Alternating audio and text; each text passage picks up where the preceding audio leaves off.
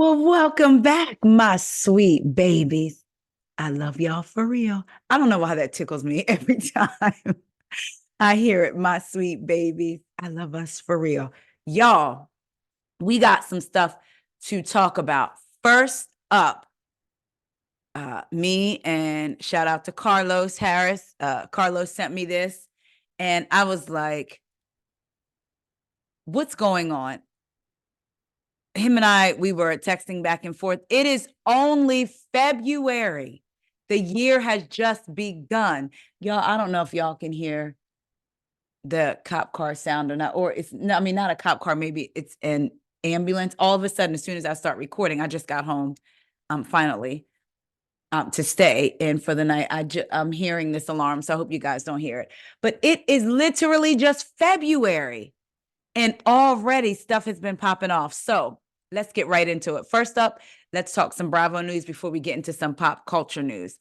According to Page Six, TV exclusive, Brandi Glanville accuses inebriated Andy Cohen of sexual harassment, inviting her to watch him have sex with a Bravo star. Y'all, this is hot off the presses about an hour ago.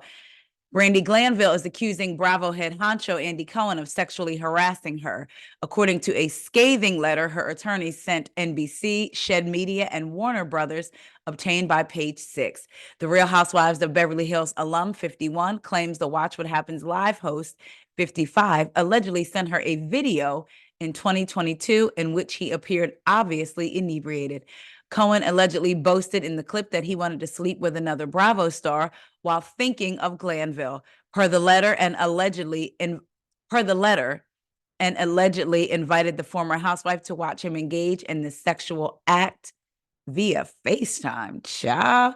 The identity of the reality star that the father of two allegedly wanted to hook up with was not disclosed. I want to know. This was an extraordinary abuse of power that left Miss Glanville feeling trapped and disgusted. It is inconceivable that Mr. Cohen remains in his post in spite of this behavior and harkens back to the bad old days of Matt Lauer and NBC News when profits were prioritized over people. Reps for Cohen declined Page Six's request for comment. Not many Bravo stars have publicly spoken out against Cohen, and it appears none have come forward to accuse him of sexual harassment in the past.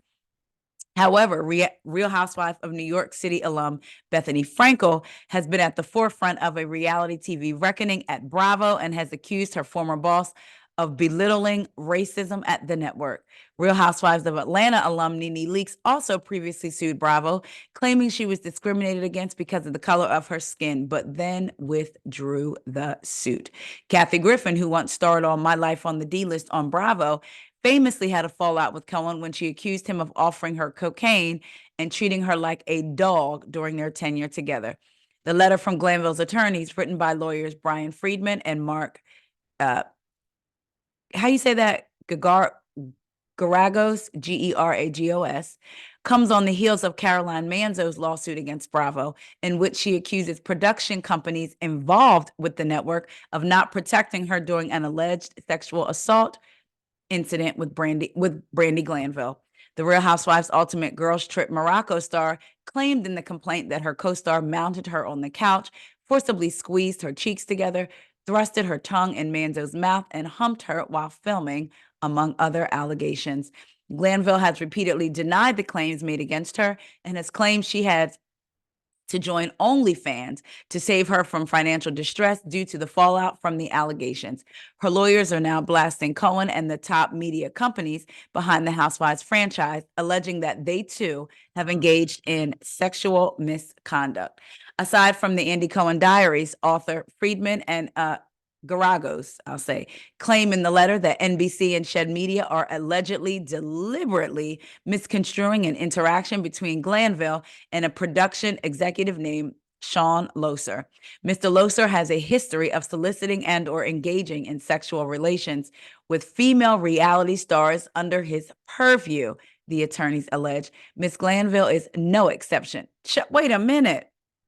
Mr. Loser has always been transparent about his attraction to Miss Glanville. Cha. Reps for Losser, Shed Media, and Warner Brothers could not immediately be reached for comment.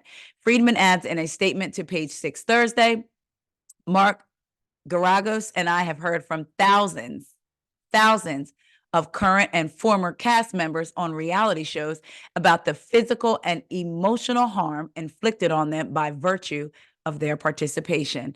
NBC, Bravo, Warner Brothers, and Shed Media intentionally obscure their legal rights, bind them to illegal contracts, and knowingly cause them to suffer in silence. We know there are untold numbers of innocent victims who have yet to tell their stories or seek legal redress. He concludes, we encourage all of them to contact us and join our growing team as we fight for change in this sordid industry. Glanville and her team are threatening to pursue legal action and have asked NBC, Shed Media, and Warner Brothers to preserve all documentation that may be pertinent to their case. Baby dolls. When I tell you a reality reckoning is happening, first off, we know Brandi Glanville's tenure with Bravo, right? And we know that if something happens with Brandi, she's gonna tell it. And it's wild to me that Andy allegedly would call her inebriated and tell her he wants to have sex with a Bravo star and offers for her to watch it via FaceTime. Excuse me, y'all. And not think that she would talk about that again. Like, that is wild to me. And then for them to say how they've talked to thousands of reality stars and are encouraging them to join them in this collective to change this sordid space that reality TV is in. Their thoughts on it, the word just escaped me, but their view of where we are with reality TV, specifically Bravo, Shed Media, Warner Brothers, and NBC. Y'all, I am interested and waiting to see what Andy's response is. I told y'all I have Sirius, but barely listen. I may have to tune into Radio Andy and see if he decides to speak on this. This is big. And Brandi's hasn't always shown her character in the best light. I'll say that in my humble opinion. However, I just don't see, to actually file documentation, not just throw it out there and say this is what he did, but to actually file legal paperwork alleging Andy Cohen of this, I find it hard to believe that she would just make that up and put it in a legal document, you know? I wonder what this would mean for, like, Bravo in general. Say if this were to go further and they were to ask for Andy to be removed from his post, as they said, because they mentioned in here for him to be allowed to keep his post, meaning his jobs, and still operate this way, they don't think it's fair. So it sounds to me like they're calling for him without coming out and saying it, for him to be removed. But y'all, it's wild. Like, again, it's only February and we are here. And this is the first time that someone has come out and kind of came after Andy specifically in regard to sexual allegations, I think, because Nene's was about racism and being treated differently in the network. I don't even know if he was, I should know this, it's been so long, but was Andy specifically named in hers, or was it just NBC, Universal, and the production companies in general? Of course, Bethany has called him out, but Brandi said that is not enough. She is legally going after him. Yeah, I need to read that one more time. Oh, and we need to go back to something that was said. They talked about, sorry, y'all, they talked about a Mr. Losser. Is that how you say his name? A Mr. Sean Losser, Loesser. He's a production executive. And they say, this is what gets me. They allege that, give me 1 second here, that Mr. Losser has a history of soliciting and or engaging in sexual relations with female reality stars under his purview. Miss Glanville is no exception. Mr. Losser has always been transparent about his attraction to Miss Glanville. So it says he has a history of soliciting and or engaging in sexual relations. So it makes me wonder, when they say Miss Glanville, Brandi is no exception, are they saying she's no exception to being solicited? Or did they actually engage in these sexual relations and on her end with the hopes of being able to obtain employment? Child, this is going to be something else. And of course, again, no reps for Losser, Shed Media, and Warner Brothers could be reached for a comment. Y'all, we are definitely going to stay tuned and keep our eyes open for this story. Here is another story. Y'all, it's a lot going on. According to Page 6, Sherri, so the Sherri Shephard show, Sherri top exec found dead after show launched probe into missing cash and unpaid rent. The Sherri show is mourning the loss of one of its top executives amid a financial investigation at the show. Matt Uzel, the executive in charge of Sherri Shephard's, I know how to say this word. I'll just say Sherri Shephard's daytime talk show, was found dead in his Piermont, New York home on February 13th, a police source confirms to Page 6. Police would not comment further as it's an open investigation, but Uzel is believed to have died of an apparent, he took his own life, according to sources. Uzel, whose primary job was to manage production and oversee the budget at Sherri, was under investigation at the show at the time of his death, Page 6 has learned. Sources told us several departments had been complaining about issues with petty cash, and it was recently brought to parent company Denbar and Mercury's attention that rent at the show's Chelsea studio in NYC had not been paid since September. The rent at the show's Chelsea studio in New York City had not been paid since September. There was real concern amongst the staff that the show was going to get shut down. Denbar had to step in, a source familiar with the situation said. Another source told us that the show has not been impacted, and Denbar and Mercury has continued production of Sherri. Uzel, who Shephard inherited from the Wendy Williams show after Sherri replaced Wendy, daytime program, said he needed a couple of days to get his paperwork together after the brass confronted him about the show's financial status. According to a source familiar with the situation, sources told us police performed a welfare check after no one heard from him and found him unalived. A rep for Denbar Mercury did not reveal details about his death or personal issues, but told us, "We have retained law firm Morgan Lewis to help us investigate the matter, and pending the outcome of that investigation, we'll have no further comment." So over there at Sherri Shephard, bills weren't getting paid. The rent wasn't getting paid for the Chelsea studio, and there was an issue with petty cash. So this, the person in charge of all of that, Matt Uzel, was being investigated, said that he needed a couple of days to get his paperwork together, and then allegedly unalived himself. Do they need to sage, pray, throw holy oil, do whatever over those studios? Because a lot seems to be going on over there, child. I don't know.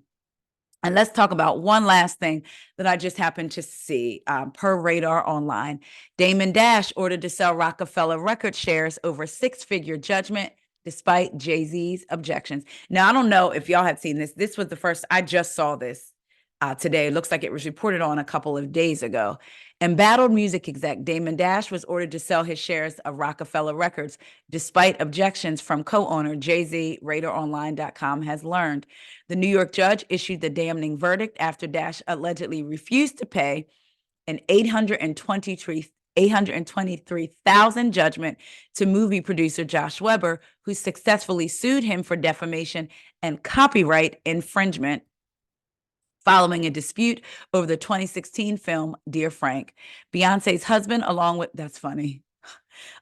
co-owner Kareem Biggs Burke, objected to the auction, claiming the company bylaws mandate that the board of directors must first approve the sell-off.